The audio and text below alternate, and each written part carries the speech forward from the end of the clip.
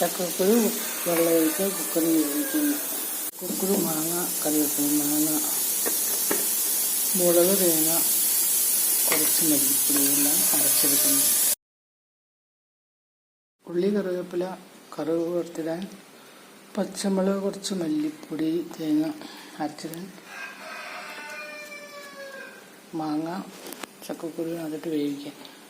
ചക്കക്കുരു വേവിട്ട് കുക്കർ ചൂടാറി ഇത് തുറന്നിട്ട് മാങ്ങ, കുറച്ച് ഉപ്പ്, മഞ്ഞൾ ഇതൊക്കെ ഇട്ട് വേവിക്കാം.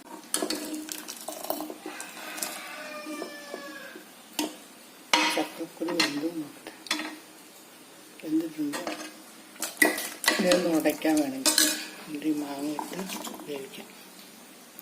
ചക്കക്കുരുവിലെ വെള്ളം വേറെ പാത്രത്തേക്ക് മാറ്റി ചക്കക്കുരു ഉടച്ച് പൊടിച്ചെടുക്കണം. അതിനുശേഷം വെള്ളം ചേർക്കാം. ചക്കക്കുരു നന്നായിട്ട് ഒടിച്ച് പൊടിച്ചെടുത്ത് ഇതിലേക്ക് വെള്ളം ചേർക്കാം. മാങ്ങയ്ക്ക് ആവശ്യം ഉപ്പിട്ടു. ഇനി കുറച്ച് മഞ്ഞൾപ്പൊടിയും കൂടി മഞ്ഞളും ചേർത്തു. ഉപ്പും മഞ്ഞളും ചേർത്തിട്ട് മാങ്ങയിട്ട് അടച്ചു വെച്ച് വേവിക്കണം.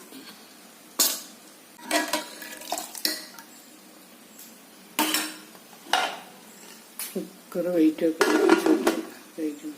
ചക്കക്കുരു സ്റ്റീം വന്നിട്ട് വെയിറ്റ് വെച്ചിട്ട് തീ വെക്കാൻ പറ്റും.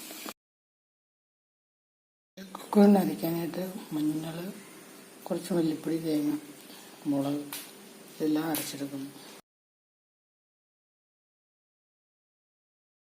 ചക്കക്കുരു മാങ്ങ കറിയിലുള്ള അരപ്പ് റെഡി. ഇനി ഇതിൽ ചക്കക്കുരു ചേർക്കാം. വെയിറ്റ് വെച്ച് കുക്കറിന് അടുപ്പ് തുറക്കുന്നു. മാങ്ങയ്ക്കത് വേവില്ല. വെയിറ്റ് വെച്ചിട്ട് അടച്ച് തീ എടുത്ത് വെച്ചു. മാങ്ങയും ചക്കക്കുരു വെന്ത് ഇതിലേക്ക് അരപ്പ് ചേർക്കാം. ചക്കക്കുരുവിനും അരപ്പിനും കുറേശ്ശെ ഉപ്പിട്ടാണ് പോരാത്ത ഉപ്പിന് ഇട്ടിട്ട്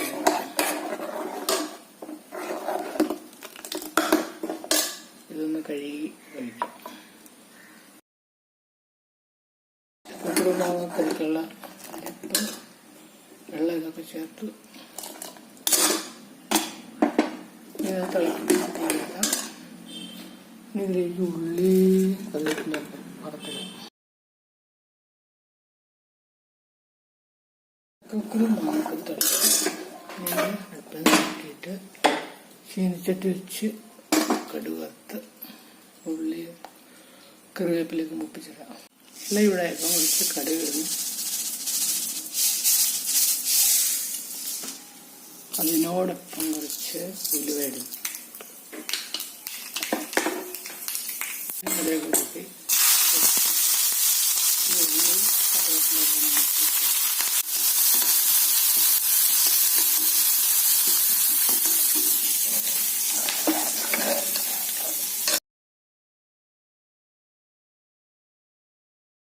ഉള്ളി കറിവേപ്പിലേക്ക് മുപ്പിച്ച് ഉള്ളിയും കറിവേപ്പിലയൊക്കെ ഇട്ടു. ഇത് ചക്കക്കുരുവിന് മുകളിലേക്ക് താളിക്കുന്നു.